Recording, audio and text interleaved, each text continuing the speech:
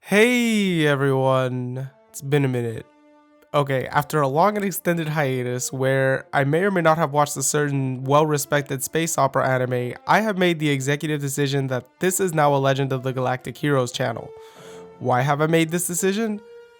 Because this show is so good. Oh my god. Why did it take me so long to watch this show? I have no idea. Anyways, with my mind now made up, for the next couple years, probably, I'm going to be overtaking a gigantic project. That's right, I'm going to be doing an episode by episode breakdown of Legend of the Galactic Heroes for your viewing pleasure. Now, with that said, let's dive headfirst into this project, shall we?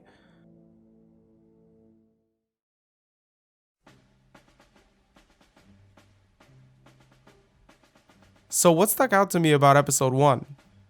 Pretty much right away, I was blown away by how Legend of the Galactic Heroes is a show that's not afraid of addressing the contradictions, paradoxes, and often unsettling aspects of human beings. Our relationships with one another, the way we understand our place in the universe, and how our social and political systems and institutions are set up and function in ways that oftentimes end up harming us as much or more than they help us, restraining us as much as they create the conditions for us to have basic rights and exercise civil liberties. Right off the bat, this show's narrator and the title of the episode, Into the Eternal Night, seems to suggest the stance this show takes towards its characters and towards the broader world they live in.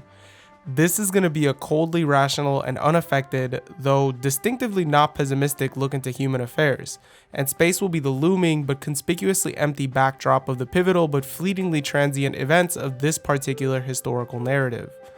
This is the story of a war, a scenario with defined winners and losers at the end of the day, but where things are murkier when we consider the physical toll and philosophical implications of each and every single life lost in the midst of battle. Victory can be the determining factor in the survival of entire peoples and societies, but the efforts to attain it can lead to the ruination of persons, groups, planets, and ultimately to the extinction of the human race itself.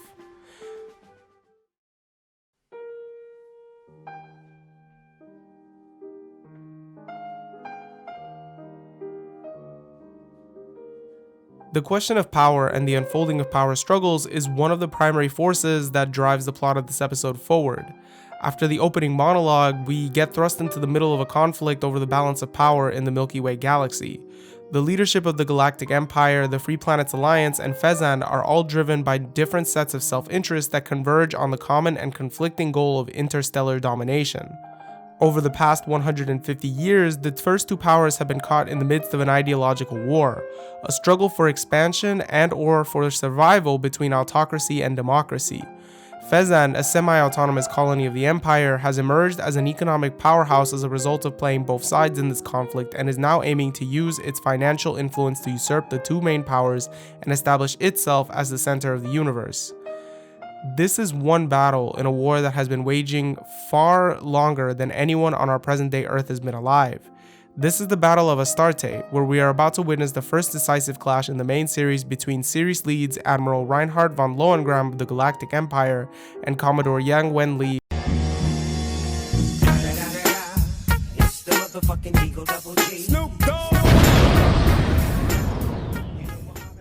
of the Free Planets Alliance.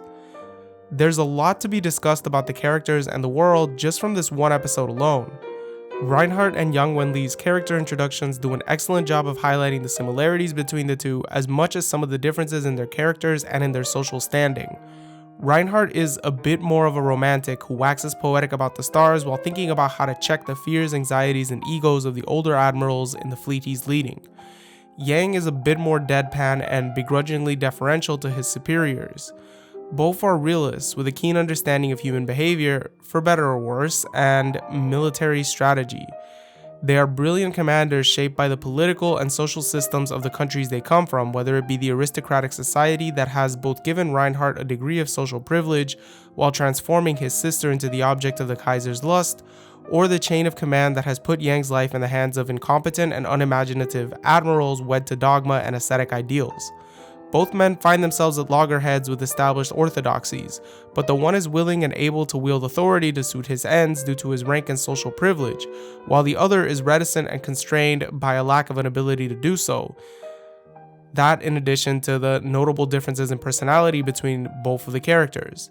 The end result is a slaughter on the side of the Alliance in this case, one that leads to the annihilation of the 4th and 6th fleets, and along with them the loss of Yang's friend John Robert Lapp. The episode closes by teasing a possible reversal of the current state of affairs, with Reinhardt feeling just about secure in his victory, though with a sense of vague misgiving, and with Yang feeling convicted about not allowing his friend's death to have been in vain. How is the rest of this battle going to play out? We'll see next time. Peace.